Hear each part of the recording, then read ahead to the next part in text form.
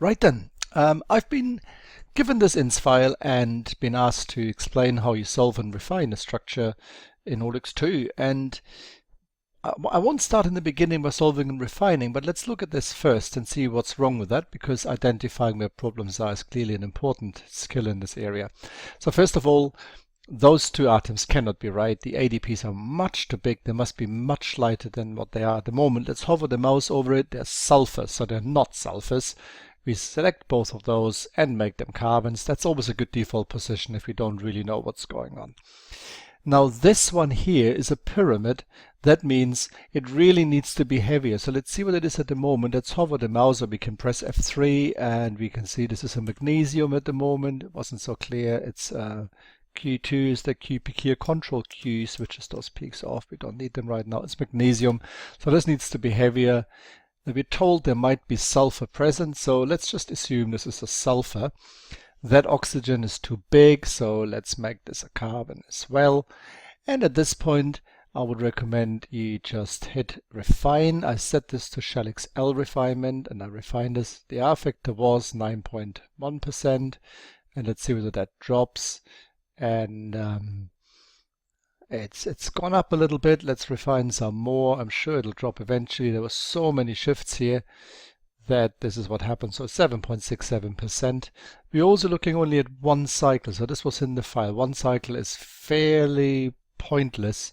The ideal number here is really 4 cycles of refinement. I see the weighting scheme is switched on, so it automatically updates. That's fine. It won't do any harm at this point. So refined is 6.56%. So this looks quite a lot better than it did before. Let's look at the map.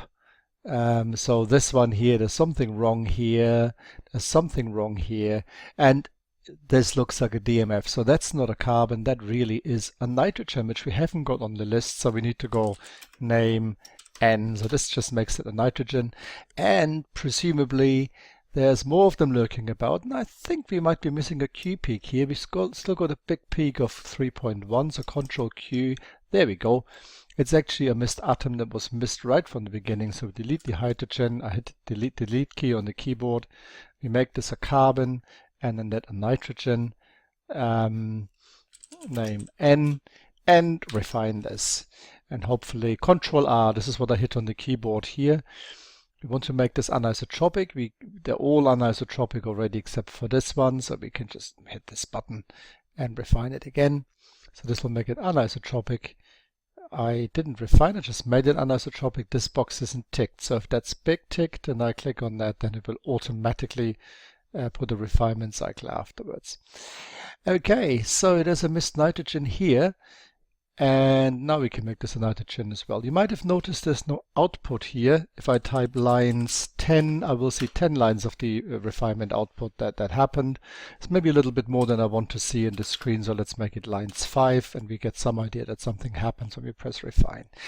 Okay, so let's refine this again and see why it doesn't settle. So it's still not settled. There is a shift. So this has become very much smaller now. We can click on the red label and it's that hydrogen that is to blame. So we are fairly much getting close. Let's press the electron density map again and see what's going on now. This looks much better. So we have got sort of some peaks. There's hydrogens that are missing here and the hydrogens missing here. Clearly we just click on the add H and that adds all the hydrogens that were missing. And the R factors dropped to 4.4%. That looks fairly good. And I would say we refine this a couple more times and see whether this settles nicely to 0. It's quite important that this becomes very, very close to 0 or 0. If it doesn't, then there's something wrong. So it's again this one. So I suspect we want to fix that. It's basically rocking back and forth.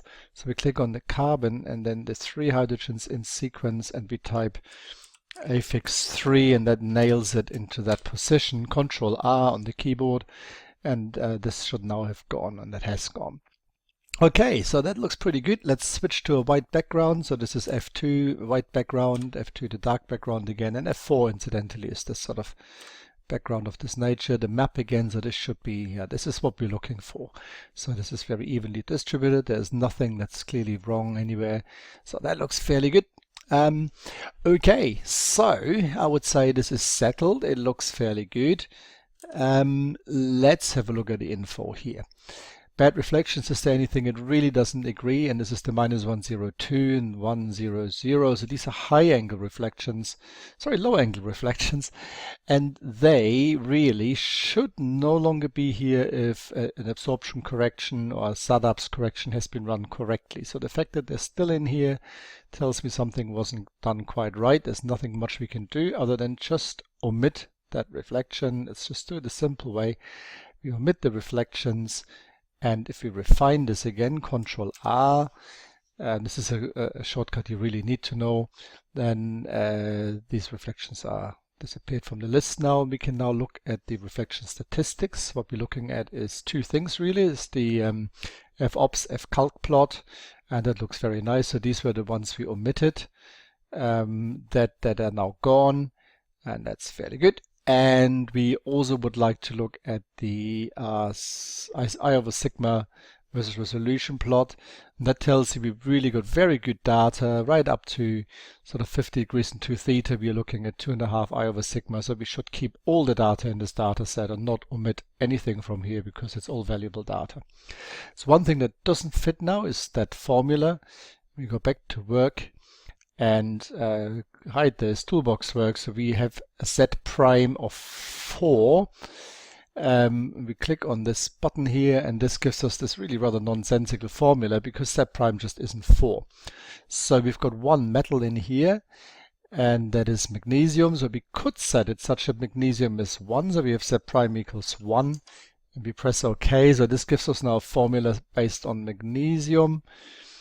But that's maybe not a bad formula, actually, come to think of it. So we've got 3 sulfurs, 3 magnesiums, 1, 2, 3, 3 sulfurs. So this is probably not a bad starting point for this.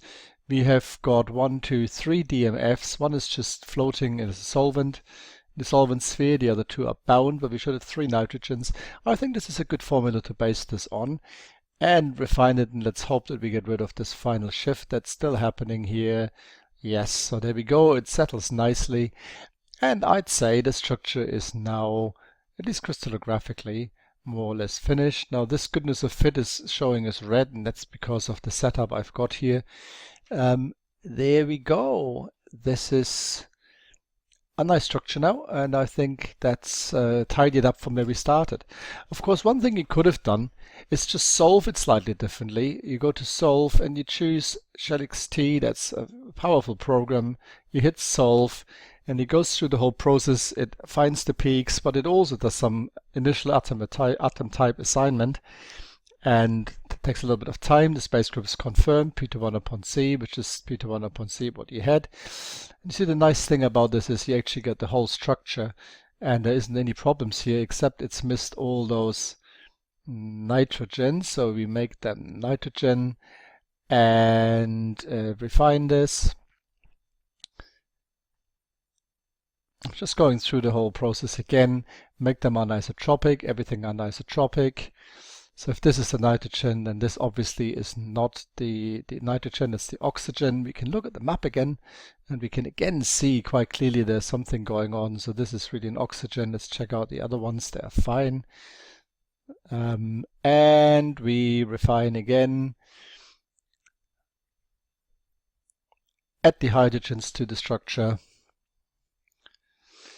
Now, what we've got here is a slightly different asymmetric unit. It's exactly the same thing as we had before, and I said that the one of those DMFs was in the solvent sphere. That's incorrect. It was actually bound to one of those magnesiums, so the asymmetric unit I had before was slightly different. So let's go back and fix that, because so we go back to history. In the history tree, we've got the first solution, which is the one we went through starting with yours, and this is the solution that I just did.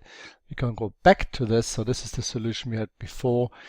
And what has happened is that if I press Ctrl G, you can see this actually binds to one of those magnesiums, and escape or press here to get rid of this again. We can press this and that puts it back to where it really belongs. So the asymmetric unit is still not quite the same, so you can actually play a few games for that. and construct the asymmetric unit that fits your purposes. So let's go back to the solution we were just working on before. We now need to add the hydrogens to that structure, just automatically add the hydrogens to it. And the shift is quite big now. Hit refine again to see whether it settles down. We can click on this to see what the problem is. I can't see what's been highlighted, so let's refine again. So where is it? It's that hydrogen again. So we do the same trick again. Select the carbon, then the 3 hydrogens, and type affix 3, which nails it down. Control R, and hopefully this will give us exactly the same structure we had before. So this was a slightly faster route using Olex2. You may call it cheating, but it's a very powerful tool, and it gets you to your final structure. So now we can look into the report area and see what we've got here. So there's obviously nothing supplied. We have the crystal size, but nothing else is here, so this needs to be all filled in. If you click on this Edit CIF Info, you see all the information that Olex2 will merge in with your CIF file. So these are all the things that we know. You use Olex2, and that's the size and other things that we add in. If you click on Merge CIF, you see the sort of file of the final CIF file that is now produced for the structure. And obviously this is not complete. It does add the HKL file as it should, and the res file. And I think this is pretty much it. You've got your structure solved, R factor 4.5%. And obviously this is the other structure. You still need to tidy up some of those bad reflections, so they still be here as they were before. And we hit refine to tidy that up. And there you go. So this is in principle how you deal with a structure of this nature. Refine one more time, and then thank you for listening.